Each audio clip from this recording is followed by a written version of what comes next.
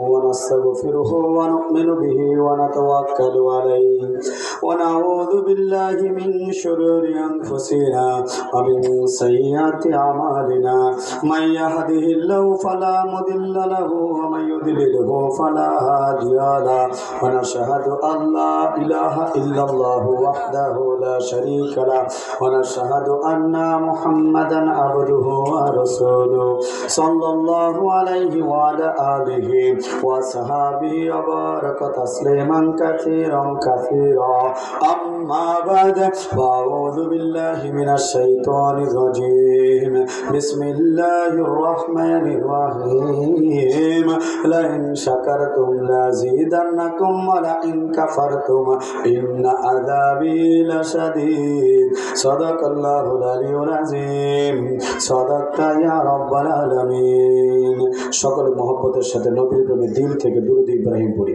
আল্লাহুম্মা সাল্লি আলা মুহাম্মাদ ওয়া আলা আলি মুহাম্মাদ কামা সাল্লাইতা আলা ইব্রাহিম ওয়া আলা আলি ইব্রাহিম ইন্নাকা হামিদুম মাজিদ আল্লাহুম্মা বারিক আলা মুহাম্মাদ ওয়া আলা আলি মুহাম্মাদ কামা বারাকতা আলা ইব্রাহিম ওয়া আলা আলি ইব্রাহিম ইন্নাকা হামিদুম মুসলমানদের পরম শ্রদ্ধাভাজন জাতির রাহবার আম মুসলমানের মাতৃতুল্য মহামূল্যবান উলামায়ে কেরাম তাবলীগ জামাতের এক চিল্লা দুই চিল্লা তিন চিল্লার মেহনতি দায়ী ভাইয়েরা হক্কানি পীর মাশায়েখের মুরিদবৃন্দ আশিকিন জাকিরিন শাকিরিন বৃন্দ উপস্থিত আমার বড় ভাই তুল্য পিতৃতুল্য মুরব্বিয়ানে আজম ইসলাম প্রিয় যুবক ভাইয়েরা যাদের কথা না বললেই নয় আজকের মাহফিলের দিকে তাকায় দেখেন যুবকে ভরপুর অথচ এই সময় এদের ফ্রি ফায়ার খেলার কথা পাবজি খেলার কথা কথা বলেন ঠিক কিনা এই সময়ের চিপা চাপা লুড্ডু খেলার কথা এই যুবকগুলা যে এই মায়া ত্যাগ করে মাহফিলে চলে আসছে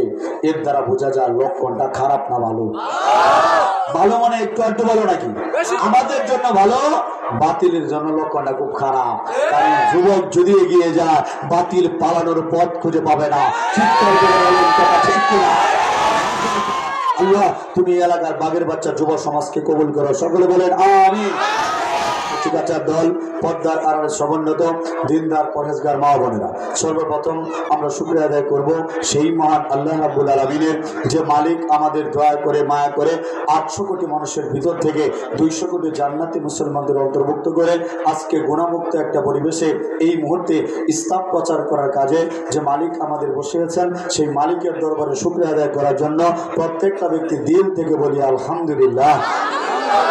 এরই সাথে শত কোটি দরুদ ও সালাম পেশ করছে আপনার আমার প্রত্যেকটা মুসলমানের কলিজার টুকরা হৃদয়ের স্পন্দন আখিরি জমানার পয়গাম্বর হযরত মুহাম্মদ সাল্লাল্লাহু আলাইহি ওয়াসাল্লামের উপর। পাশাপাশি যে পর্যন্ত মাইকের আওয়াজ যায় আমার দাদারা দিদিরা বৌদিরা মাসিমা ঠাকুরমা যারা দূর থেকে আমার বয়ান শুনে এবং আজকে বয়ান শুরুতেই আপনাদেরকে একটা খুশির সংবাদ দেব। খুশির সংবাদ শুনলে আপনাদের দিলটা ভরে যাবে, মনটা ভরে যাবে। আজকের এই মাহফিল সার্থক হয়েছে। গতকালকেও আসছিলাম আপনাদের চরেশ্বর দেওয়া মনে আছে আপনাদের? গতকালকে আসছিলাম মনে আছে? অল্প সময় বয়ান করেছিলাম, ভেবেছিলাম বয়ান কি কেউ শুনলো কি শুনলো না। শুধু আপনারা শুনেন নাই, হিন্দুরাও শুনেছে। এর মধ্যে একজন ভাই নাম তার হৃদয় পাল, আল্লাহু আকবার। আজকে আপনাদের মাহফিলে আসার আগে তার সাথে আমার দেখা হয়েছিল। কি কথা হয়েছিল একটু শুনবেন নাকি? মাত্র একটু মোবাইল দেন, মাত্র কথা হয়েছিল। মাইকের ভাই আওয়াজটা একটু বাড়ায় দেন তো।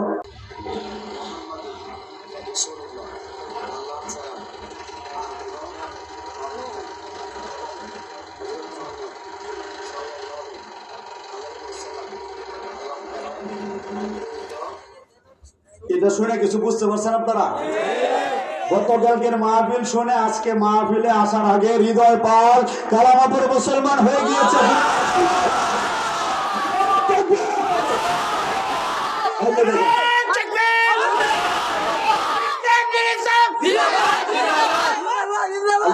আপনারা খুশি না বেজা? বলেন না খুশি না বেজা? আমাদের মাহফিল সার্থক, চিৎকার করে বলেন কথা ঠিক কিনা? আপনাদের দোয়া নেওয়ার জন্য বলছি। এর নিয়ে প্রায় 800 উপরে হিন্দু বৌদ্ধ খ্রিস্টান ভাই আমার হাতে হাত রেখে কালামা পড়ে মুসলমান হয়ে গিয়েছে। বলেন আলহামদুলিল্লাহ।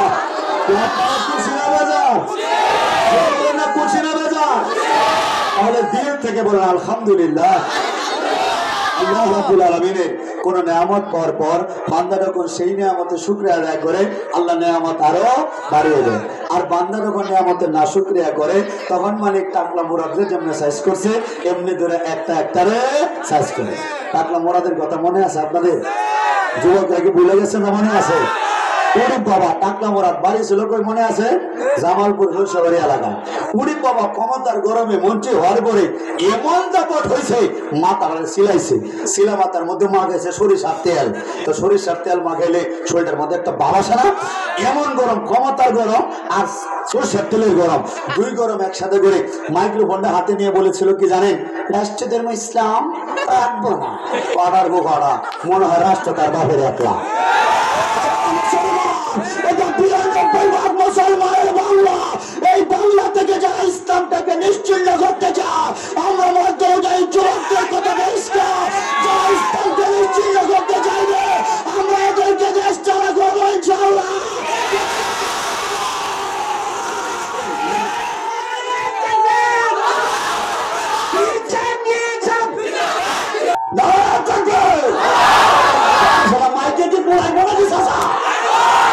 তুমি কবুল করা হবে না হবে এই বাদ দিয়ে তো দিন কই আসি না। আল্লাহু আকবার। যুবকটি তো আরো দিন দিন বড় হইতেছে আর গেলে তাজা হইতেছে, মনে হয় একটা বাঘ হইতেছে। আল্লাহু আকবার। তুমি কবুল করা বলে না হবে। এই টাকলা মুরাদ বাবাজি বলেছিল রাষ্ট্র ধর্ম ইসলাম রাখবে না। কয়েকদিন ভরে ক্ষমতা ফুটুস, ক্ষমতা ক্ষমতা মনের দুঃখে পয়সা আছে বৈঠক খানায়। কোন খানা? পয়সা ছিল বৈঠক খানায়। বাজান দেখেন আমার মালিকের কি খেলা।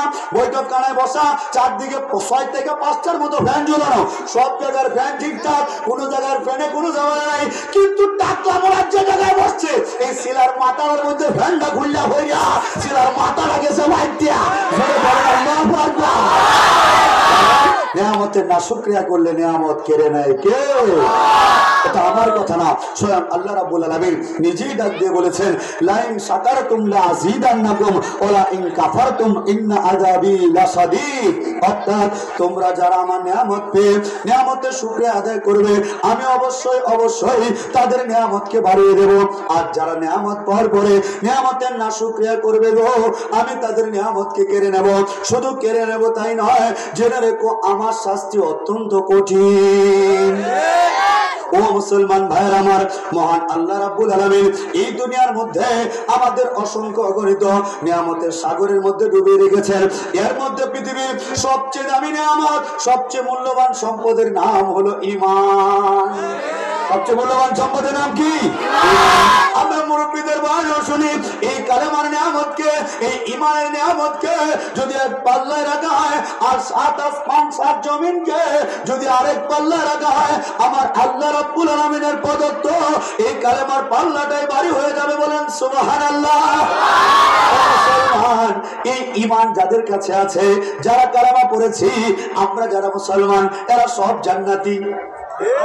এরা সব কষ্ট করতে পারেন হুজুর আমাদের মধ্যে তো অনেকেই গুনাহগার, নামাজ নাই, রোজা নাই, দাড়ি নাই, সুদ খায়, ঘুষ খায়, জিনা ব্যভিচার করে, গান বাজনা শুনে, আমরাও কি জান্নাতে যাব নাকি? 100% যারা একবার কালেমাটা পড়েছে এরা যত পাপী হোক এরা সবাই জান্নাতি। সুবহানাল্লাহ। আমার মা যখন হিন্দু ছিল আমার মা আমাকে বলতো বাবা তোরে মুসলমান তোমরা যারা গুনাহগার এদের কি হবে? আমি বলি মা গো গুনাহগার যারা আছে হয়তো আল্লাহ মাফ করে দেবে, আর যদি মাফ না করে হয়তো জাহান্নামে যাবে। বললো তাহলে হিন্দু বৌদ্ধ খ্রিস্টান এরাও জাহান্নামে যাবে, আর মুসলমান যারা গুনাহগার এরাও যদি জাহান্নামে যায় দুইটা তো সমান হয়ে গেল। আমি বলি না মানা, দুইটা সমান হইতে পারে না। আসামি আছে জেলখানায় 2 প্রকার, একটা হলো 1-2 মাসের আসামি, 1-2 বছরের আসামি, আর একটা হলো ফাঁসির আসামি। যারা 1-2 মাসের আসামি, 1-2 বছরের আসামি, যেমন আমাদের আল্লামা মামুনুল হক সাহেব হুজুর, আমরা রফিকুল ইসলাম মাদানী সাহেব, এরকম যারা হেফাজতের মামলায় জেলখানায় গেছিলাম আমরা সব কিছু জামিনে বের হয়েছি। আমরা ছিলাম 1-2 মাসের আসামি। আমরা হলাম মুসলমানদের মতো মুসলমান যারা পাপী অল্প সময় লেগে জাহান্নামে গেলেও জাহান্নাম কেটে আবার জান্নাত। কিন্তু যারা ফাঁসির আসামি মুক্তি নাই, মুক্তি নাই, মুক্তি নাই, এদের কোনো মুক্তি নাই। আর প্রয়োজনে ইন্টারপোলে ওখান থেকে আনবো, নরেন্দ্র মোদীর দুটির নিচ থেকে আইনা এদেরকে প্রকাশ্যে ফাঁসি দেবো ইনশাআল্লাহ।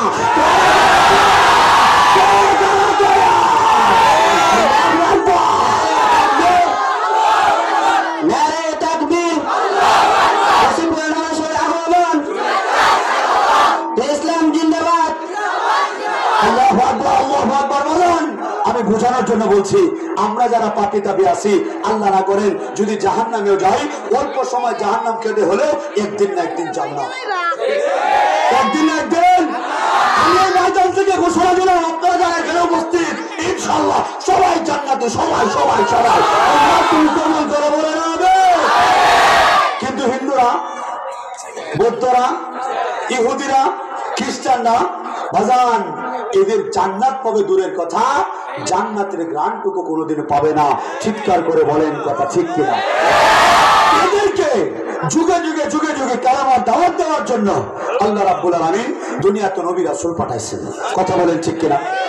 প্রত্যেকটা নবী রাসূলের, যুবক ভাই আপনাদের মধ্যে একটা ভুল মেসেজ আছে, ভুল কথা আছে। আপনারা অনেকেই মনে করেন যে কালেমার দাওয়াত, কাফের মুশরিকদেরকে দাওয়াত, এটা শুধু নবী রাসূলদের জমানায় ছিল। এখন মনে হয় নাই, সম্পূর্ণ ভুল কথা। এই কালেমার দাওয়াত আগে নবী রাসূলরা দিত, এখন শেষ নবীর উম্মত হিসেবে এই দায়িত্ব আমাদের, এই দায়িত্ব আমাদের। আমাদের সূরা আলে ইমরানের 110 নম্বর আয়াতের মধ্যে আল্লাহ স্পষ্ট বলে দিয়েছেন, কুনতুম খায়রা উম্মাতি উখরিজাত লিন-নাস তা'মুরুনা বিল মা'রুফি ওয়া তানহাউনা আনিল মুনকার। তোমরা হলো উত্তম জাতি। তোমরা কারা? আমরা যারা মুসলমান। আমাদেরকে আল্লাহ কোরআনে বলেছে আমরা উত্তম জাতি, অর্থাৎ হিন্দু, বৌদ্ধ, খ্রিস্টান, ইহুদি, নাসারা যা আছে এরা উত্তম জাতি না, আমরা হলাম উত্তম জাতি। আমাদেরকে বের করা হয়েছে উখরিজাত। কেন বের করেছে? লিন-নাস, মানুষের কল্যাণ। এখন আপনারা বলেন, মানুষ কি শুধু মুসলমানরা? মানুষ কি শুধু মুসলমানরা? হিন্দুরা কি মানুষ না? বৌদ্ধরা মানুষ না? ইহুদি খ্রিস্টান মানুষ না? মানে আমাদেরকে মালিক বের করেছে লিন-নাস, মানুষের কল্যাণ। এখন মানুষের কল্যাণের মধ্যে সবচেয়ে বড় কল্যাণ হলো মানুষ যেন জান্নাতে যায়, ঠিক কিনা বাবা? এখন আপনি ভালো করে লক্ষ্য করেন, আমরা যারা মুসলমান, আমরা তো বাবা পাপী তাপী যাই হই, একদিন না একদিন জান্নাতে যাব। কিন্তু আমাদের হিন্দু ভাইয়েরা, আমাদের বৌদ্ধ ভাইয়েরা, আমাদের ইহুদি ভাইয়েরা, আমাদের খ্রিস্টান ভাইয়েরা, এরা জান্নাত পাবে দূরের কথা, কোনোদিন জান্নাতের গ্রান্টুকু পাবে না। এদেরকে কালেমার দাওয়াত দেওয়ার জন্যই যুগে যুগে যুগে যুগে নবী রাসূলরা দুনিয়াতে এসেছেন। আপনি যদি আমাদের ভারতবর্ষের দিকে তাকান, আমরা কিন্তু বেশিরভাগই আল্লাহর ওলি ভক্ত। কথাটা ঠিক না ঠিক? আমরা আল্লাহর ওলিদেরকে মহব্বত করি। যেমন আপনারা যাদেরকে জীবনে দেখেন নাই কিন্তু ভালোবাসেন, এমন একজনের নাম বলি, শাহজালাল। ভালোবাসেন কি বাসেন না? শাহজালাল, শাহপুরান, আমাদের নেত্রকোনা মদনপুরের মাটিতে শুয়ে আছেন শাহ সুলতান কমরুদ্দিন রুমি রহমাতুল্লাহ আলাইহি, খাজা মাইনুদ্দিন চিশতি রহমাতুল্লাহ আলাইহি, নিজামুদ্দিন আউলিয়া, আব্দুল কাদের জিলানী, বায়েজিদ বুস্তামি, খাজা মাইনুদ্দিন চিশতি, কি নামগুলো আপনারা শুনছেন কি শুনছেন না? আচ্ছা, আপনারা কি ওনাদেরকে মহব্বত করেন না? ভালোবাসেন না? ভালোবাসেন না? আচ্ছা, আপনারা কি জানেন ওনারা কি কাজ করতো? আমরা তো অনেকেই জানি যে আল্লাহর ওলি হয়েছে ওনারা, আমরা ওদের মহব্বত করি, পছন্দ করি, এবং আমরাও কিন্তু আল্লাহর ওলি হতে চাই। কিন্তু আল্লাহর ওলিরা কি কাজ করতো এই কাজের মধ্যে আমরা নাই, এই কাজের মধ্যে আমরা নাই। যেমন বর্তমানে আল্লাহর ওলিদের নাম বিক্রি করে কিছু কিছু বাবারা খায়, আল্লাহর ওলিদের নাম বিক্রি করে। আজকে বাস্তব কিছু কথা বলবেন ইনশাআল্লাহ। আল্লাহর ওলিদের নাম বিক্রি করে কিছু মানুষ খায়। কি খায়? গাঁজা খায়, কি খায়? মদ খায়, কি খায়? বিরিয়ানি খায়। বিরিয়ানি খাওয়া খারাপ না, কিন্তু ফোন চরস দিয়া যে খায়। কথা বুঝতেছেন আপনারা? আল্লাহর ওলিদের নাম বিক্রি করে শেষ ধন্যবাদ নাউজুবিল্লাহ বলেন না, ওদের পা দিয়ে পানি খাওয়া। অথচ আল্লাহর ওলিদের কি কাজ ছিল জানেন? একটু আগে আমি যে কাজটা করেছি, আপনাদেরকে বয়ানটা বোঝানোর জন্য আমি ভিডিওটা ছেড়েছি। একটু আগে আমি যে কাজটা করেছি, একটা হিন্দু ভাইকে কালামা পড়াইছি। প্রত্যেকটা আল্লাহর ওলির মূল কাজ ছিল এটা। ভালো করে বললেন, আপনারাও তো আল্লাহর ওলি হতে চান, যুবক ভাই হতে চান না? আমি বলে এটা দোষের কিছু না, হতে পারে। আরে নিজামুদ্দিন আউলিয়া যদি 100 মারার করার পরে আল্লাহর ওলি হতে পারে, তো আপনাদের এলাকার যুব সমাজ যে গুনাহগার, সে যে মরার আগে তওবা করে আল্লাহর ওলি হবে না, গ্যারান্টি কি? হতেও তো পারে, হতেও তো পারে। আরে আমার মতো খারাপ ছিল না বাবা, ছিল না। আমি আনন্দমোহনের স্টুডেন্ট, এখান থেকে অনার্স মাস্টার্স করেছি। আমি ছিলাম নৃত্যশিল্পী, ড্যান্স দিতাম, নাচানাচি করতাম, সব খারাপ কাজ করতাম, বাঁশি বাজাইছি, বাঁশি হারমোনিয়াম বাজাইতাম, কীর্তনে কীর্তনে ঘুরতাম। আমাকে যে আল্লাহ মন্দির থেকে তুলে আপনাদের মাহফিলে বক্তা বানাবে, আমি কখনো কল্পনা করছি? আমি যখন মন্দিরে ছিলাম, আমি তো কোনোদিন ভাবিও নাই যে আমি মন্দির থেকে উঠে মাহফিলের বক্তা হব। কল্পনা করছি আমি? আপনার এলাকার যে যুবকটা আজকে দেখতেছেন গাঞ্জামত খায় ঘুরতেছে, এমনও তো হইতে পারে মরার আগে তওবা করে ওয়াসিক বিল্লাহ নোমানির চাইতে বড় বক্তা হতে পারে। এই জন্য কাউকে ঘৃণা করবেন না, কাউকে হিংসা করবেন না। ইসলাম এমন একটা জিনিস, ইসলাম মানুষকে কোথা থেকে কোথা নিয়ে আসে। বাস্তব আমাকে দেখেন না, আজকে দেখেন এই যে ছেলেটা ছিল খ্রিস্টান, বাবা ছিল খ্রিস্টান, মা ছিল হিন্দু, নাম ছিল কি নাম ছিল? বিশাল মোরং। কোনদিন কল্পনা করেছে যে ছেলেটা খ্রিস্টানদের গির্জার মধ্যে মদ খেয়ে বেড়াইতো? এই ছেলে আপনাদের মাহফিলে দাঁড়িয়ে টুপি নিয়ে বসে আছে, নাম বর্তমানে আব্দুর রহিম। চিৎকার করে বলেন আল্লাহু আকবার, আল্লাহু আকবার। এই যে ছেলেটা দেখেন, নাম ছিল অনিক দাস। ওরা স্টাডিয়ারে পড়ে, দুনিয়ার যত অপকর্ম সব করে বেড়াইতো। আজকে বর্তমানে মুজাহিদ বিল্লাহ নোমানী, মাত্র 3 মাসের ব্যবধানে দেখছেন চেহারা। কথা বুঝতেছেন আপনারা? তার মানে আমার গলায় তো মালা ছিল, মালা হাতের মধ্যে সুতা বাঁধা ছিল, গলায় ছিল তুলসীর মালা, আমার কপালে থাকতো তিলক। আমাকে আল্লাহ ওই জায়গা থেকে পরিবর্তন করে এই জায়গায় আনবে, আমি কোনদিন কল্পনা করেছি? তো আপনি নিজেকে হতাশ হবেন না মুসলমান যুবক, আপনি নিজেকে ছোট মনে করবেন না। যে কোনো একটা পরিবর্তনে আপনার ভিতর থেকে পরিবর্তন চলে আসতে পারে। যখন পরিবর্তন চলে আসবে, আপনিও তো আল্লাহর ওলি হইতে পারেন। আর আল্লাহর ওলি হওয়ার জন্য 1 নম্বর শর্ত, আল্লাহর ওলি তো আপনারা হইতে চান, মুরব্বী চান না? আল্লাহর ওলি হওয়ার 1 নম্বর শর্ত হইল কালেমার দাওয়াত। কিসের দাওয়াত? কিসের দাওয়াত? প্রশ্ন করতে পারেন হুজুর, তাহলে আমরা তাবলীগের বাইরে যে দাওয়াতের কাজটা করি, এটা কি কালেমার দাওয়াত? না, না, এটা আমলের দাওয়াত। কেন? তাবলীগের ভাইরা যে কাজটা বাংলাদেশে করতেছে, মুসলমানদেরকে ইমানের দিকে ডাকতেছে না, মুসলমানদেরকে আমলের দিকে ডাকতেছে। মুসলমান তো ইমানদারি, মুসলমান তো কালেমাওয়ালাই। আপনারা যারা তাবলীগের ভাই, আমিও তাবলীগ করি, আমরা কি তাবলীগের ভাই মুসলমানকে গিয়ে বলে তুমি কালেমা পড়ো? আমরা বলি নামাজ পড়ো, রোজা রাখো। আর অমুসলিম যারা কাফির মুশরিক, এদেরকে দিতে হবে ইমানের দাওয়াত। প্রশ্ন করতে পারেন কোনটা জরুরি? আমি আপনাকে বলি, আপনার নাকটা বেশি দরকার না মুখটা বেশি দরকার? মুখটা। নাকটা যদি না হয় বাঁচবে, আরেকজন নাকটা, মুখটা না হইলে বাঁচবা। কোনটা লাগবো? হ্যাঁ, দুইটাই লাগবে, দুইটাই লাগবে। তাবলীগও করতে হবে, ও মুসলিম ভাইদেরকেও দাওয়াত দিতে হবে। আপনারা কি জানেন তাবলীগের উছিলা সারা বিশ্বে আফ্রিকার জঙ্গল সহ শত শত হাজার হাজার লাখ লাখ মানুষ কালেমা পড়ে মুসলমান হইতেছে? তার মানে তাবলীগ শুধুমাত্র মুসলমানদের জন্য না, তাবলীগ করতে হবে মুসলিমদের মধ্যে। আজকে থেকে আমাদের নীতি থাকতে হবে, আমরা যখন দাওয়াতে বের হবো, গাছ করতে বের হবো, যখন 10টা মুসলমানকে দাওয়াত দিব, একটা হিন্দু ভাইয়ের তারও দাওয়াত দিব। কি আমরা নিয়ত করতে পারি না? তাবলীগের বাইরে নিয়ত করতে পারি না? যদি আপনারা এটা বলেন, যুবক ভাই, আমাদের সাথে অনেক মুসলিমদের উঠা বসা আছে না নাই? আছে না নাই? আছে না নাই? বলতে পারেন হুজুর আমি তো নামাজ পড়ছি না, তাহলে দাওয়াত দেবো কেমনে? আপনি দাওয়াত দেন, আল্লাহ কবুল করলে দেখবেন আপনি নামাজ হয়ে গেছে। আল্লাহু আকবার, আল্লাহু আকবার। হিন্দুদেরকে, বৌদ্ধদেরকে, খ্রিস্টানদেরকে কালেমার দাওয়াত না দিলে আপনি কখনো ওলি হইতে পারবেন না। নবীওয়ালা কাজ, নাম শুনছি আমরা নবীওয়ালা কাজ। নবীওয়ালা কাজ কোনটা? নবীওয়ালা 1 নম্বর কাজ হলো কালেমার দাওয়াত। 1 নম্বর কাজ কি? নবী কালেমার দাওয়াত দিতে গিয়া তায়েফের ময়দানে নবীরে পাগল বলছে, রক্ত ঝরাইছে, আমার নবীরে পাথর মারছে। কথা বলেন ঠিক কিনা? এই কালেমার দাওয়াত দিতে গিয়া সাহাবায়ে কেরাম রাদিয়াল্লাহু তাআলা আনহুম না খায় রয়েছে, না খায় রয়েছে। কথা বলেন ঠিক কিনা? এই কালেমার দাওয়াত যারা দেবে, এরা হবে আল্লাহর ওলি। এই কালেমার দাওয়াত না দিয়ে কেউ আল্লাহর ওলি হইতে পারে না। এখন আপনাদের মনের ভিতরে কি আসছে? কালেমার দাওয়াত দেওয়ার দরকার আছে না নাই? আছে না নাই? আজকে থেকে আমরা দাওয়াতের মিশন শুরু করব, দাওয়াতের কাজ শুরু করব। আমি একা হিন্দু থেকে মুসলমান হইয়া আমি যদি আমার কাছে যদি 800 মানুষ কালেমা পড়তে পারে, আপনি মুসলমানের বাচ্চা, আপনি দাওয়াত দিলে কি 8 জন মানুষ কালেমা পড়বে না? মরার আগে একটা টার্গেট করা যায় না? যতদিন বাঁচবো একটা মানুষ হইলেও আমি কালেমাটা পড়াবো, এটা একটা নিয়ত করি। আপনি কি জানেন হাদিসে আসছে যদি কারো ওসিলায় একজন মানুষ মুসলমান হয় তার জন্য জান্নাত ওয়াজিব, তার জন্য জান্নাত। আজকে থেকে কালেমার দাওয়াত দেবো। কার কার নিয়ত আছে? আমার মালিকরা হাতটা তুলে দেন। আল্লাহু আকবার। কিসের বাইরে হাত তোলে না গেলে? আল্লাহু আকবার, নারায়ে তাকবীর। মুসলমান আপনারা যারা আজকে নিয়ত করছেন কালেমার দাওয়াত দেবেন, আপনাদেরকে ইসলামের ভাষায় বলা হবে দায়ী। ইসলামের ভাষায় কি বলা হবে? দায়ী মানে যারা দাওয়াতের কাজ করে, আপনাদেরকে বলা হবে দায়ী। আর যারা আজকে থেকে যাদেরকে দাওয়াত দেবেন এদেরকে বলা হবে মাদু। এদেরকে কি বলা হবে? মাদু। আপনারা হলেন দায়ী, দিনের দায়ী। আপনাদেরকে বলা হবে ইসলামিক স্কলার। ইংরেজিতে বলবে আপনাকে ইসলামিক স্কলার। এখন আপনারা যে দাওয়াত দেওয়ার নিয়ত করছেন, আপনারা কোন দাওয়াতের নিয়ত করছেন? আপনারা হয়তো অনেকে বুঝা নিয়ত করেন নাই।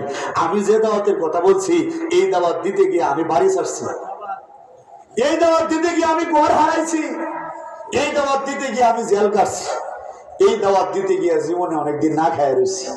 মুসলমান, এই দাওয়াত দেওয়ার কারণে ইসকন আমাকে হত্যা করার হুমকি দিচ্ছে। আমার প্রস্তাব পাঠাইছে কি জানেন? বলে অসিফুল্লাহ মানে কত কোটি টাকা লাগে তুমি বলো, কত কোটি টাকা লাগে আমরা তোমাকে দেব, তুমি ইসলামের দাওয়াত দিবা, এটা শুধু বন্ধ করে দিবা। চিন্তা করছেন একবার? আমার প্রস্তাব পাঠাইছে কত কোটি টাকা লাগে তারা আমাকে দেবে, কিন্তু আমি যেন হিন্দু বৌদ্ধ খ্রিস্টানকে দাওয়াত না দিই। বাজান, এই কোটি টাকা দিয়ে আমার কি লাভ হবে যদি আমার আল্লাহ আমার উপর নারাজ হয়ে যায়? কি কথা বলেন ঠিক কিনা? যদি কোটি টাকার লোভে থাকতো, এই আনন্দ মোহনে অনার্স ফার্স্ট ইয়ারে যখন করি যুবকদের বয়সে, আমি বাপ দাদা সম্পত্তি ছেড়ে মুসলমান হইলাম কেন? টাকার লোভে যদি থাকতো তাহলে তো কন্ট্যাক্ট করে 40-50 হাজার টাকা দিয়ে যাইতে পারতাম। এখনো কত মাহফিল করি, আমি কন্ট্যাক্ট করি না বলে যাতায়াত ভাড়াও ঠিক মতো দেয় না। মুসলমান, আমার উদ্দেশ্য এটা না। আমার উদ্দেশ্য আমি যে কালেমা পেয়েছি, আমি যে মুসলমান, এটা যাদের কাছে কালেমা নাই আমি তাদের কাছে দাওয়াত পৌঁছে দেবো। ঠিক কিনা ভাই আমার? মুসলমান, এতে করে আমাদের বিপদ আসবে, আপনাদেরও বিপদ আসবে। আপনারা যারা আজকে নিয়ত করছেন যুবক ভাই ইসলামের দাওয়াত দেবেন, হয়তো জেলও কাটতে হইতে পারে। কাটবেন তো ইনশাল্লাহ? জেলে যাইতে হলে জেলে যাবেন তো ইনশাল্লাহ? যদি না গায়ে থাকতে হয়, যদি বাপ মা ঘর থেকে বের করে দেয়, যদি মারার করে ফেলে আমাদেরকে, আল্লাহু আকবার, আল্লাহু আকবার। ভালো লাগলো আপনাদেরকে দেখে। এই ইসলামের দরদ, এই দাওয়াতের কাজটুকু করতে গেলে আপনার দুইটা জিনিস লাগবে। কয়টা জিনিস লাগবে? দুইটা জিনিস। কয়টা জিনিস? অনেকে আমাকে প্রশ্ন করে, হুজুর আপনি যে কাফের মুশরিকদেরকে দাওয়াত দেন, আমরাও দাওয়াত দিতে চাই, দাওয়াত দিলে কি লাগবে? আপনাদের ভিতরে জানার আগ্রহ আছে না নাই? আপনারা যুবক ভাই, বৃদ্ধ ভাই, তাবলীগ থেকে শুরু করে সবাই যারা আপনারা দাওয়াতের কাজ করতে চান, ওলামায়ে কেরাম থেকে শুরু করে সবাই, আমি আপনাদেরকে বলি দাওয়াতের কাজ করতে গেলে দুইটা জিনিস লাগবে। কয়টা জিনিস লাগবে? তাবলীগের কাজ করলেও দুইটা জিনিস থাকবে, দাওয়াতের কাজ করলেও দুইটা জিনিস থাকবে। দুইটা জিনিস। কয়টা জিনিস? এক নাম্বার জিনিস হলো দরদ। এক নাম্বার জিনিসটার নাম কি? দরদ। দরদ, দরদ বুঝেন? মায়া, মায়া, মায়া। এক নাম্বার হলো মহব্বত, মায়া। আপনি চিন্তা করবেন, আহারে একটা মানুষ মারা যাবে, মারা যাওয়ার পরে তাকে আমার চোখের সামনে পুড়াবে, চিতার মধ্যে পুড়িয়ে ছাই করে দেবে। এই মানুষটার তো বাঁচার অধিকার ছিল, জান্নাতে যাওয়ার অধিকার ছিল। এই মানুষটারে আমি এই আগুন থেকে বাঁচাইতে চাই। এই জিনিসটার নাম হলো মায়া, এই জিনিসটার নাম হলো দরদ। আচ্ছা আপনারা বলেন, রাস্তাঘাটে চলার সময় একটা কুকুর যদি অ্যাক্সিডেন্ট করে মরে যায়, আপনাদের দেখলে কি লাগে? মায়া লাগে। মায়া লাগে না? এই মায়াটা রাখতে হবে একটা হিন্দু ভাইয়ের জন্য, একটা বৌদ্ধ ভাইয়ের জন্য, একটা খ্রিস্টানের জন্য। আপনার মায়াটা লাগতে হবে। আপনার ভিতরে যদি দরদ থাকে যে আমার সাথে পড়ে একটা হিন্দু ছেলে, একসাথে আমরা পড়ি, একই বাজারে বাজার করি, এই মানুষটা জাহান্নামে চলে যাবে, আমি কিছুই করতে পারবো না, আপনি তার জন্য কাঁদবেন। বলতে পারেন হুজুর এই মায়াটা কি? এই মায়াটা সুন্নত।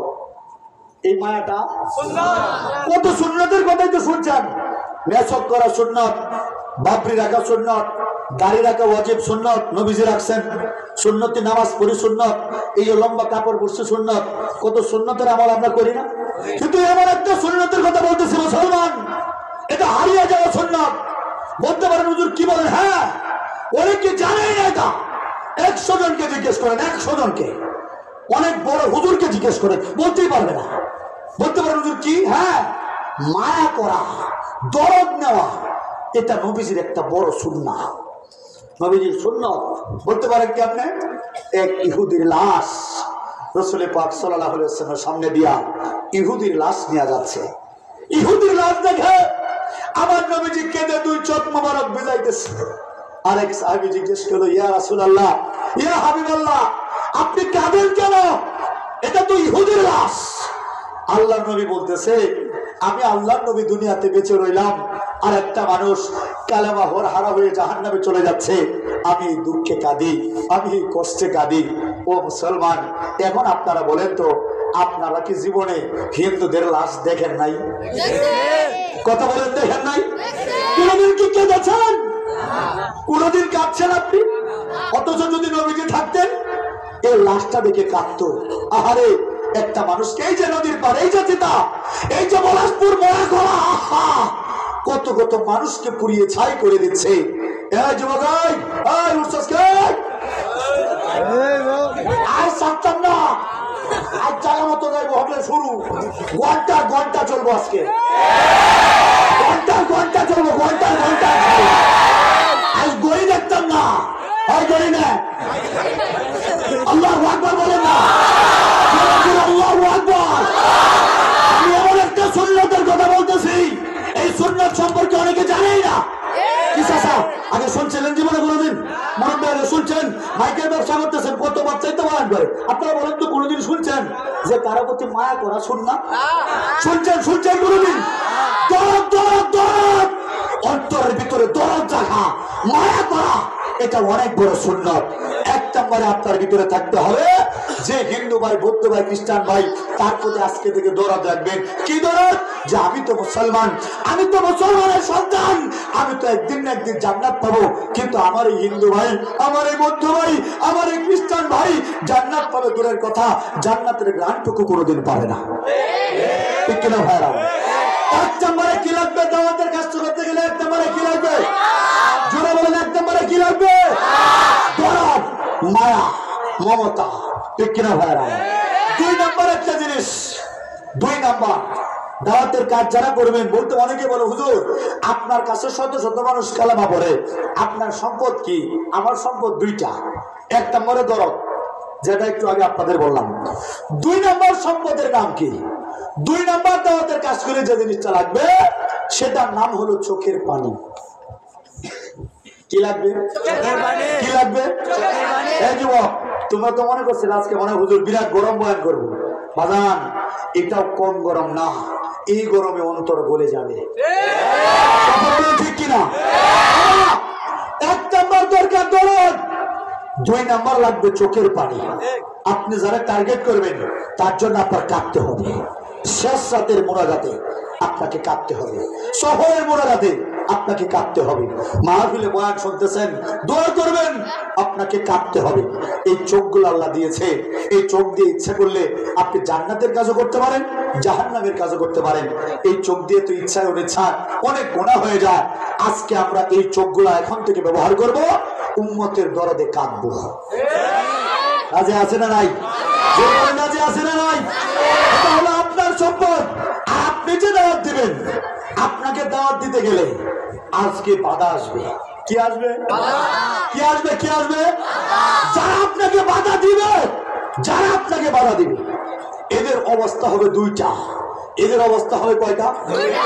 যারা আপনাকে বাধা দেবে, যারা দাওয়াতের কাজ করবেন, ইসলাম প্রচার করবেন, ইসলাম প্রচার করতে গেলে আপনাকে বাধা দিবে, এই বাধা যারা দিবে, এদের অবস্থা হবে 2টা। এদের অবস্থা হবে কয়টা? 2টা। 1 নম্বরে হেদায়েত। 1 নম্বরে কি? যারা আপনাকে বাধা দিবে, 1 নম্বরে হেদায়েত পাবে। হেদায়েত মানে হলো সে নূর পেয়ে যাবে, আলো পেয়ে যাবে, ইসলাম গ্রহণ করে ফেলবে। 1। 2 নম্বর ধ্বংস, কঠিন কথা, যারা আপনাকে দাওয়াত দিবেন, যাদেরকে এরা আপনাকে বাধা দিলে দুইটা সূরত হবে। এক নম্বরে কি হেদায়েত, দুই নম্বরে কি ধ্বংস, দুই নম্বরে কি ধ্বংস। যারা একবার দাওয়াত পেয়েছে, কালেমা যাদেরকে নিয়ে একবার পৌঁছেছে, এরা হয় হেদায়েত বা মুসলমান হবে, নতুবা ধ্বংস হয়ে যাবে, এরা টিকতে পারবে না। আর আপনি যে দাওয়াত দিলেন, আপনার জন্য সূরত সর্বোচ্চ একটা। কয়টা? সর্বোচ্চ কয়টা? কি সূরত? মৃত্যু। কি সূরত? মৃত্যু। অর্থাৎ দাওয়াতের কাজ করতে গেলে মৃত্যুর পরোয়া করলে চলবে না, মৃত্যুর ভয় পেলে চলবে না। মৃত্যুর ভয়কে উপেক্ষা করে আপনি ময়দানে নামেন। আপনার পাশে আছে কে? আপনার পাশে আছে কে? বেশি ধরে না। বিক্রমপুর নাম শুনছেন? বিক্রমপুর, বিক্রমপুরে একটা বাজার আছে, এক আল্লাহর ওলি আছে। এই আল্লাহর ওলি বাবা আদম শহীদ রহমতুল্লাহ আলাইহি, এক আল্লাহর ওলির মাজার আছে। এই আল্লাহর ওলি ইসলাম প্রচার করত বিক্রমপুরের মাটিতে। উনি যখন ইসলাম প্রচার করতে আসছে, দলে দলে মুসলমানরা এসে ওনার কাছে মুরিদ হয়েছে। এরপরে উনি যখন ও মুসলিমদেরকে দাওয়াত দেওয়া শুরু করছে, কাফের মুশরিকদেরকে কালেমার দাওয়াত দেওয়া শুরু করছে, একে একে হিন্দুরা এসে কালেমা পড়তেছে। তখন ওই জায়গার মধ্যে এক রাজা ছিল, হিন্দু রাজা, নাম তার বল্লল। কি নাম? বল্লল। অনেকে বলে বল্লম সেন। এই রাজা বল্লম তখন দেখলো, কিরে আমার রাজ্যের মধ্যে এক আল্লাহর ওলি আসলো, আচ্ছা ভালো কথা, আসো, মুসলমানদেরকে নিয়ে জিকির আজকার করবে, করো, কিন্তু হিন্দুদেরকে কেন কালেমা পড়ায়? তার মাথাটা নষ্ট হয়ে গেছে। বারবার সুযোগ খুঁজতেছে কিভাবে আল্লাহর ওলিকে ধ্বংস করা যায়, কিভাবে আল্লাহর ওলিকে হত্যা করা যায়। বলেন, আমাকে হত্যা করার জন্য অনেক চেষ্টা করা হইতেছে। আপনারা শুনলে খুশি হবেন, আমাকে যারা বাধা দিয়েছে বেশিরভাগ কালেমা পড়ে মুসলমান হয়ে গেছে, আর বাকি যারা ছিল ধ্বংস হয়ে গেছে। এক লম্বা ইতিহাস, সময় পেলে ওদিকেও যাব। বাবাজিরা আমার, যখন আদম শহীদ রহমতুল্লাহ আলাইহি ইসলাম প্রচার করতে করতে কালেমা পড়াইতে শুরু করলো, হঠাৎ করে একদিন রাজা বল্লম খবর পাইলো তার একমাত্র বোনের মেয়ে ছেলে, তার বাইকরা কালেমা পড়ে মুসলমান হয়ে গেছে। সুবহানাল্লাহ, আল্লাহু আকবার। যখন আল্লাহর ওলির কাছে রাজা বল্লম সেনের বাইকনা, আপন বাইকনা, একমাত্র বাইকনা যখন কালেমা পড়ে মুসলমান হয়ে গিয়েছে, তখন রাজা বল্লমের সহ্য হইল না। সে তখন ঘোষণা দিয়েছে যে আদম শহীদকে হত্যা করে ফেলতে হবে।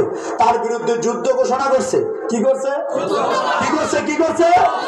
আমার মুসলমান মনে রাখতে হবে, প্রকৃত পীর হলো তিনি যিনি শুধুমাত্র তসবিহ টানে না, প্রয়োজনে তলোয়ার হাতে নেয়। প্রয়োজনে প্রয়োজনে মনে রাখতে হবে মুসলমান, আমার রাসূল পাক সাল্লাল্লাহু আলাইহি ওয়াসাল্লাম উনি শুধুমাত্র কালেমার দাওয়াত দেয় নাই, উনি নিজে 27টা যুদ্ধের মধ্যে অংশগ্রহণ করেছে। অর্থাৎ শুধুমাত্র মিনমিন করার নাম ইসলাম না, শুধু বাবা গো আর মা গো এগুলা বলে টান মারার নাম ইসলাম না। ও মুসলমান, ইসলাম হলো সেই জিনিস যে নরমের সময় নরম আর গরমের সময় গরম। বলেন কথা ঠিক কিনা? রাজা বল্লম শাহ আদম শহীদের বিরুদ্ধে যুদ্ধ ঘোষণা করছে। আল্লাহর ওলি বলছে, আমিও যুদ্ধ ঘোষণা করলাম। একটা কথা মনে রাখবেন, যারা আমাদের বিরোধিতা করেন, যারা ইসলাম প্রচারকদের বাধা দেন, তাদেরকে একটু হুঁশিয়ার করতে চাই। আমাকে যারা রাস্তাঘাটে হত্যা করার চেষ্টা করেন, আপনাদেরকে বলে রাখি, আমরা কিন্তু আমার বাপ দাদার ধর্মের প্রচার করি না, আমরা আল্লাহর ধর্মের প্রচার করি। কথা ঠিক কিনা? ইসলাম প্রচার করে এদের সাথে আছে কে? এদের সাথে আছে কে? আদম শহীদ রহমতুল্লাহ আলাইহি যখন যুদ্ধ ঘোষণা করেছে, আর আল্লাহর ওলির বিরুদ্ধে যখন যুদ্ধ ঘোষণা করছে রাজা, হিন্দু রাজা বললাম, তখন স্বয়ং আল্লাহ তার বিরুদ্ধে যুদ্ধ ঘোষণা করেছে। কারণ যদি কেউ আল্লাহর ওলিকে গালি দেয়, আল্লাহর ওলির বিরুদ্ধে কথা বলে, স্বয়ং আল্লাহ তার বিরুদ্ধে যুদ্ধ ঘোষণা করে। তার বিরুদ্ধে কি করে? যুদ্ধ ঘোষণা করে স্বয়ং আল্লাহ রাজা বল্লমের বিরুদ্ধে। রাজা বল্লম কি করছে জানেন? বিরাট সৈন্য সামন্ত তৈরি করছে, বিরাট এক সৈন্য সাজাইছে, অস্ত্র শস্ত্র ঘোড়া টোড়া নিয়ে সে রওনা করছে যে রাজা আদম শহীদ আল্লাহর ওলির বিরুদ্ধে সে যুদ্ধ করবে। অপরাধটা কি? কেন ইসলামের প্রচার করে, কেন ইসলামের দাওয়াত দেয়। হে মুসলমান, হাসিনা যে ফাঁসি গাইছে এমনি হয়েছে না, সে আল্লাহর ওলিদেরকে জেল কাটাইছে। কথা বলেন ঠিক কিনা? কথা পরিষ্কার বুঝেন। যখন রাজা বললাম সব সৈন্য সামন্তে নিয়ে রওনা করছে আল্লাহর ওলির সাথে যুদ্ধ করবে, তখন করছে কি জানেন পাগলা? বিরাট রাজপ্রাসাদের মাঝখানে বিরাট একটা আগুন জ্বালাইছে। আগুন সব মহিলাদেরকে বলেছে, শোনো সমস্ত হিন্দু নারীরা শোনো, বাচ্চারা শোনো, আমরা যাচ্ছি মুসলমানদের সাথে যুদ্ধ করার জন্য। সাথে করে লোহার কাঁচার মধ্যে করে একটা পাখি নিয়ে যাচ্ছে। পাখি, এই পাখিটা আমাদের সাথে থাকবে।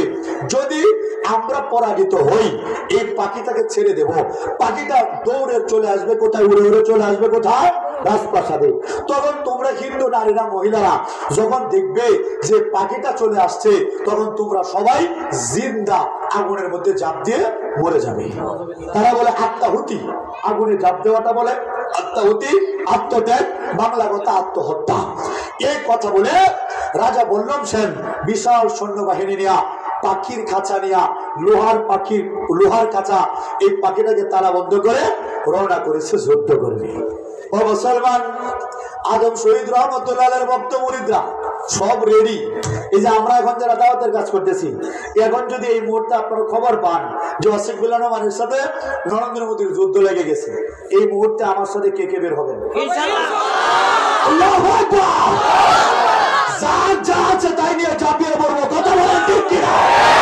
যখন আদম শহীদ রহমতুল্লাহ যুদ্ধের ময়দানে দাঁড়িয়ে গেলেন, সাথে সাথে ওনার ভক্ত মুরিদ যা আছে সব যুদ্ধের ময়দানে প্রস্তুত। কিচ্ছু নাই, অস্ত্র কিচ্ছু নাই, লাঠি বাঁশ কুন্তি যা পাইছে তাই।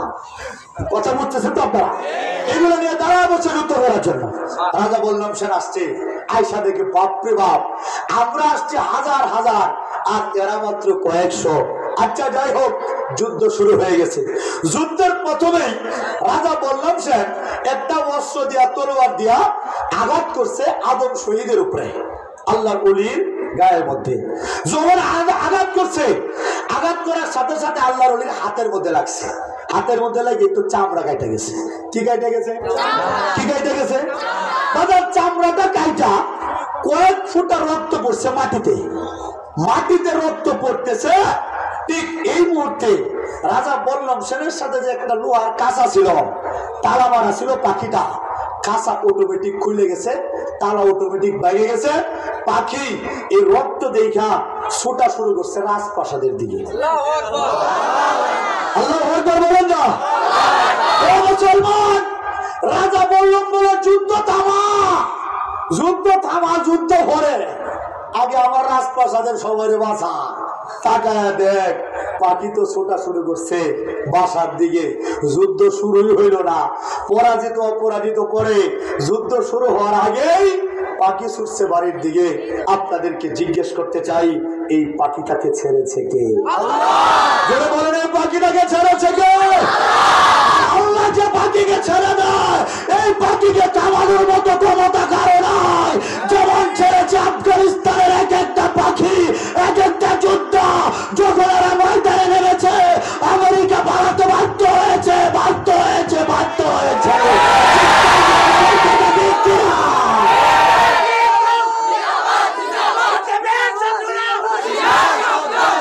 আল্লাহু আকবার, জোরে জোরে জোরে আল্লাহু আকবার। বাবা, রাজা বললাম বলে তাড়াতাড়ি দৌড় দে। দিছে পিছনে দৌড়, পাখিও দৌড়ায়, তারাও দৌড়ায়, পাখিও দৌড়ায়, তারাও দৌড়ায়। পাখিরে ধরতে পারে না। কেমনে ধরবো? পাখি ছেড়েছে কে? আল্লাহ যে পাখিকে ছেড়ে দেয়, এই পাখিকে দুনিয়ার কারো পক্ষে ধরা সম্ভব না। চিৎকার করে বলেন কথা ঠিক কিনা? একবার সুনামগঞ্জের মধ্যনগর এলাকা আমি বয়ান করছি রাত্র 2:30 পর্যন্ত। 2:30টার পরে বয়ান করে শেষ করছি। বাস্তব প্রমাণটা আমি দিচ্ছি। বয়ান করে শেষ করছি বাদা। শেষ করার পরে আমি বের হব, হঠাৎ করে আমার ড্রাইভার সাহেব এসে বলতেছে, হুজুর বের হওয়াটা নিরাপদ না। বললাম কি হয়েছে? কয় হে দাদা দিদি বৌদিরা, পুরা মাটির রাস্তা, এর মধ্যে আবার নদী আছে, নদীর ওই পারে আমাদের গাড়ি, পুরা এরিয়ার ভিতরে আমাদেরকে সব এরা বাতিলপন্থী যারা আছে বড় বড় রামদা নিয়ে বসে আছে। আপনি যদি এই পথ দিয়ে যান, সাথে সাথে আপনাকে মারার করে ফেলবে। বাজান, আমি এই ঘটনাটা যে বলতেছি, ঘটনার প্রমাণ আপনাদেরকে দিচ্ছি। জয় বাংলা চিনেন? জয় বাংলার একজন ড্রাইভার আছে আশরাফ, মুরব্বীরা চিনার কথা, সুন্দর করে লোকটা। তার বাবা ম্যাজিস্ট্রেট কোর্টে মনে হয় চাকরি করে। চিনছেন? এই জয় বাংলার আশরাফ ছিল আপনাদের এলাকার আমার গাড়ির ড্রাইভার। সে তাপমান সাক্ষী, আপনারা তার কাছে জিজ্ঞেস করলেই পাবেন। আমার বলে হুজুর আপনি যদি দিয়ে যাবেন, যাওয়াটা আপনার জন্য নিরাপদ না। আপনি যাওয়ার পথে আপনাকে মার্ডার করার জন্য বড় বড় দাউনিয়া রাস্তার মাঝখানে বসে আছে, আপনার নদীর মাঝখানে বসে আছে। নদী শুকনা নদী আর কি, হাইটা পার হওয়া যায়। এমন মধ্যে হুজুর আপনার পক্ষে যাওয়া সম্ভব না।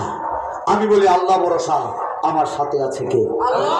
বাজার ফাঁকড়িটা খুইলা বগলের তলে নিয়া, লাড়ি ছিল এই লাড়ি, আগে ছিল ওই যে স্টিল লাড়ি আছে না, 2 ভাগ করা যায়, দুটো লাড়ি 2 ভাগ করে নিয়া রওনা করছি। আমি 2 পাশে বসা বড় বড় রামদানিয়া, আমি যাইতেছি এদের মাঝখান দিয়া। দেখে না, বাস্তব কথা বলছে, বাস্তব। এরা দেখে না আমরা রাস্তা পার হয়ে গেছি, দেখে না।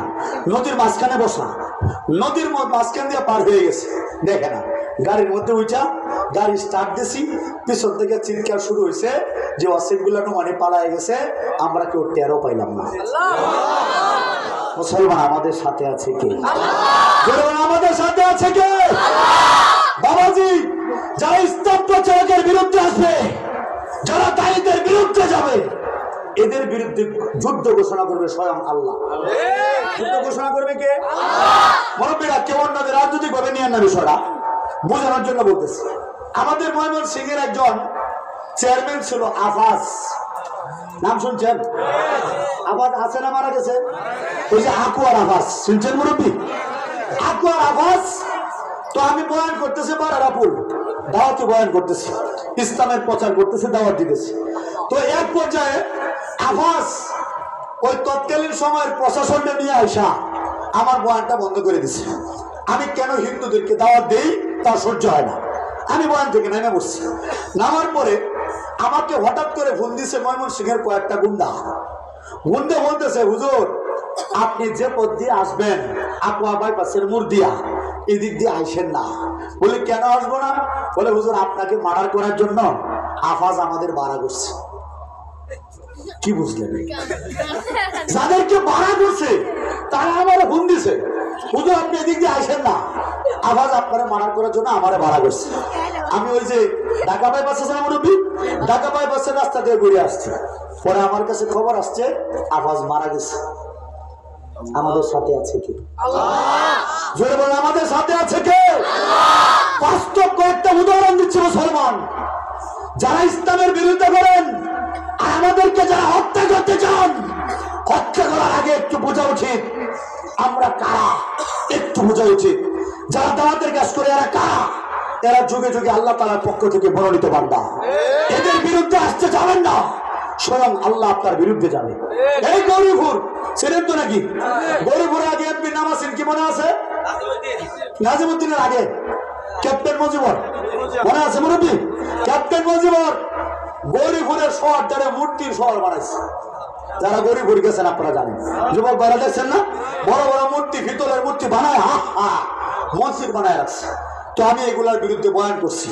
গরিবপুর রামগোপালপুরে দুরুয়া মাদ্রাসা, খবর নেবেন আপনারা, দুরুয়া মাদ্রাসা বয়ান করছি। বয়ানের এক পর্যায়ে এই ক্যাপ্টেন মুজিবরের লোক জানাইছে আমার মাইকটা লাঠি মেরে ফালায়া ডাইরেক্ট বলছে এই বক্তা এখানে চলবে না, দাওয়াতের কাজে এগুলা এখানে গরিবপুরের বাড়িতে চলবে না, গ্রেপ্তার কর।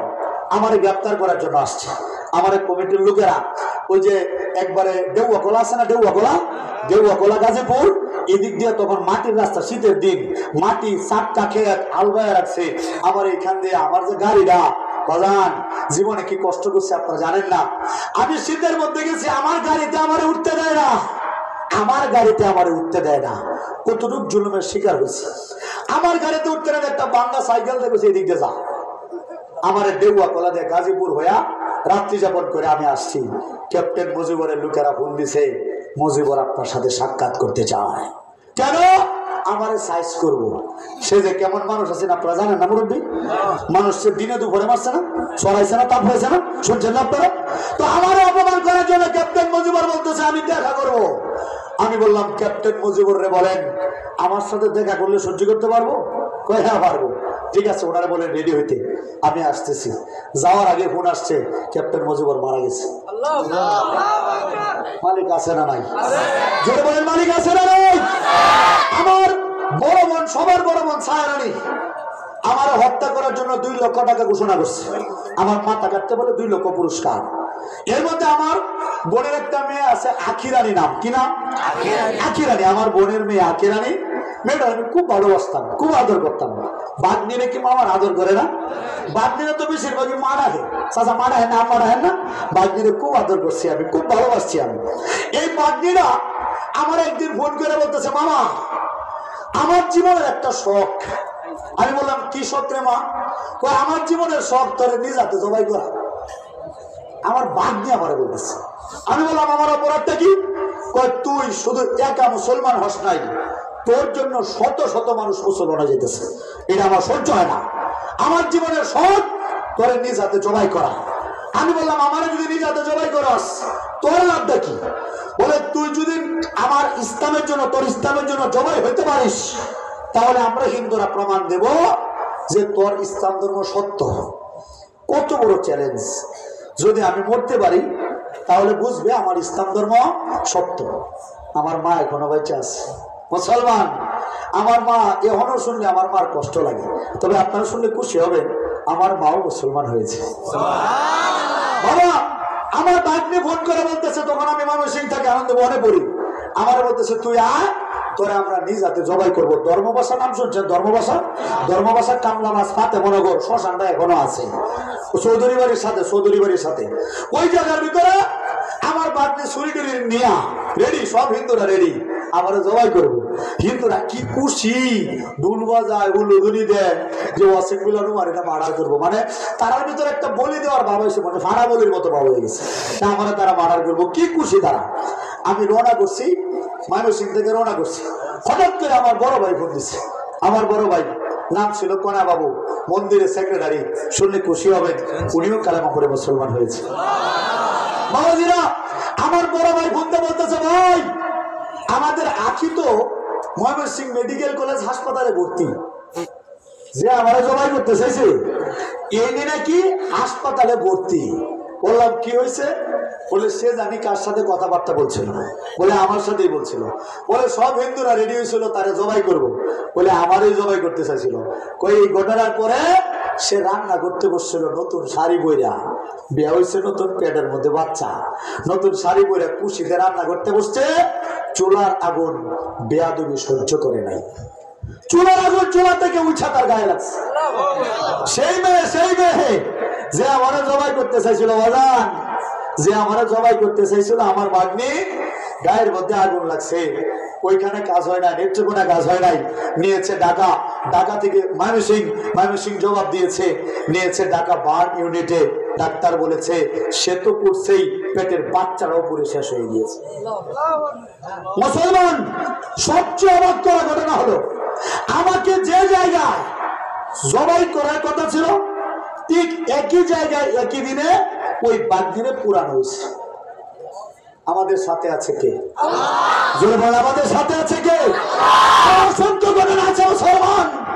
এই জন্য আপনাদেরকে সর্বোচ্চ যেটুকু বলি, আপনারা দাওয়াতের কাজ শুরু করে দেন। এক ওয়াসিক বিল্লাহ শুধু না, আপনারা দাওয়াতের কাজ শুরু করে দিলে আপনাদের সাথে থাকবে কে? জোরে বল, আপনাদের সাথে থাকবে কে? এই সমস্ত বাউল ফাউলের পিছনে ঘুরে কোনো লাভ নাই। আমার আল্লাহকে নিয়ে কটূক্তি করে এদেরকে জবাই করার জন্য তৈরি হতে হবে। এদেরকে জবাই করলে আমাদের সাথে থাকবে কে?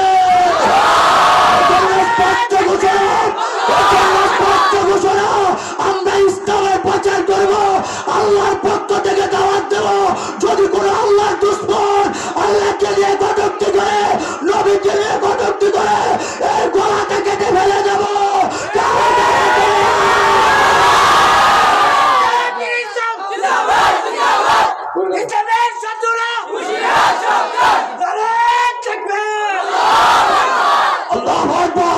আমরা ইসলাম প্রচার করব। আমাদের সাথে আছে কে?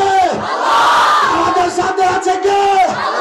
আর যারা আমাদের বাধা দেবে, হয়তো হেদায়েত নতুবা ধ্বংস। কথা বলেন ঠিক কিনা? আমি বলতে পারি হুজুর আপনাকে যারা বাধা দিছে সব কি ধ্বংস না? সব ধ্বংস না, বেশিরভাগই হেদায়েত।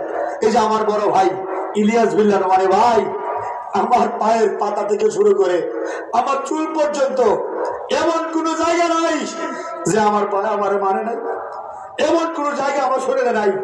আমার পিঠ খাইছে, আমার পিঠ থেকে গরুর জবাই করলে যেন রক্ত বের হয় এমনি রক্ত বের হয়েছে। বাজান গর্তার মধ্যে যে বড় হয়েছি ওই গর্তা থেকে আমাকে লাথি মেরে বের করে দিছে। আমি মুসলমান হইয়া এ যুবক অনেকদিন না খেয়ে রয়েছে, ভাত পাইছি না অনেকদিন না খেয়েছিলাম। বলেন আমি বাড়িতে গেছি, গড়ে তো তুলে নাই, আমার উঠান থেকে দূর দূর করে বের করে দিয়েছে। যে বাড়ি থেকে বের করে দিয়েছিল আলহামদুলিল্লাহ যা বের করছিল সব আমার হাতে হাত রেখে কালামা পড়ে মুসলমান হয়ে গিয়েছে। সুতরাং আপনাদেরকে আবারও বলতেছি, দাওয়াত দেবেন, দাওয়াত দেবেন, কাফের মুশরিকদেরকে দাওয়াত দেবেন। আপনি যে অবস্থায় আছেন বলতে পারেন হুজুর আমি তো নামাজ রোজা ঠিক নাই, দাড়ি নাই, আমার পোশাক আশাক ঠিক নাই, চুলের কাটিং ঠিক নাই, কিচ্ছু ঠিক নাই, আমি কি দাওয়াত দিতে পারবো? অবশ্যই। আপনি মুসলমান, আপনি ইমানদার, আপনি কি কালেমা বিশ্বাস করেন না? আপনি কালেমা বিশ্বাস করেন, আপনার চাইতে দামি মানুষ পৃথিবীতে কেউ নাই। আপনি মুসলমানের সন্তান, আপনি মুসলমান, আপনি শ্রেষ্ঠ, আপনার চাইতে দামি কেউ নাই, আপনার চাইতে দামি কেউ নাই। আপনি দাওয়াতের কাজ শুরু করে দেন, আপনাকে আল্লাহ তাআলা বাসায় দিব, আল্লাহ তুলে দিব আপনাকে। দুনিয়ার কেউ না ছিল, আল্লাহ যদি চিনে আরো কেউ না লাগে, আরো কেউ না লাগে, তাহলে আজকের পর থেকে ইনশাল্লাহ ভয় পাবো না। সর্বশেষ একটা নিয়ত করাইতে চাই, রাত্র 12টা বাজে গেছে, আর সামনে যেতে পারছি না। আজকে থেকে নিয়ত, আর কোনোদিন অবহেলা করবো না। হিন্দু পাইলেই দাওয়াত দেবো, বৌদ্ধ পাইলেই দাওয়াত দেবো, খ্রিস্টান পাইলেই দাওয়াত দেবো। আর পাশাপাশি মুসলিম এবং অমুসলিমের সাথে পার্থক্য হলো নামাজ। এ ভাই আজকে আমাদের দিকে তাকায় দেখেন, খ্রিস্টানের বাচ্চা, হিন্দুর বাচ্চা, আমি হিন্দুর বাচ্চা, আমরা যদি মুসলমান হইয়া 5 ওয়াক্ত নামাজ পড়তে পারি, আপনারা কি পারবেন না? যুবক ভাই কথা বলেন, পারবেন না? পারবেন না ইনশাআল্লাহ। আজকে থেকে 5 ওয়াক্ত নামাজ আর কালেমার দাওয়াত। কার কার নিয়ত আছে আমার মালিকের একটু হাতটা তুইয়া দেখান, পিছনের বাইরে আমার হাত ধরে রাখিয়া আল্লাহু আকবার, নারায়ে তাকবীর, সুন্নাহর আলো, হেদায়েতের আলো, ইমানের আলো, ইসলামের আলো। আল্লাহ রাব্বুল আলামিন আমাদের সকলকে কবুল করেন। আমরা দরদের বয়ান করলাম, এখন মন ভরে আমরা কাঁদবো, আল্লাহর দরবারে কান্নাকাটি করবো। রাজি আছেন ইনশাআল্লাহ? সবাই মনটা একটু নরম করেন, নরম করেন, নিজের গুনাহগুলোর কথা চিন্তা করেন। কত গুনাহ করছি, যদি আল্লাহ মাফ না করে ধরা খায়া যাবো, ধরা খায়া যাবো। মুসলমান 2 ভাবে জান্নাতে যাবে, 1 ভাগ মুসলমান ডাইরেক্ট জান্নাতে যাবে, আর 1 ভাগ মুসলমান জাহান্নাম কেটে এরপর জান্নাতে যাবে। আমরা জাহান্নাম কেটে জান্নাত চাই না ডাইরেক্ট চাই? জাহান্নাম কেটে না ডাইরেক্ট চাই? এই জন্য আমরা ডাইরেক্ট জান্নাতে যাওয়ার জন্য আমরা আল্লাহর কাছে মন ভরে কাঁদবো, আমরা কান্নাকাটি করে দোয়া করব যাতে আল্লাহ আমার গুনাহগুলো আজকে মাফ করে দেয়। আর দোয়ার পরে আপনাদের কাছে একটা বিশেষ কথা,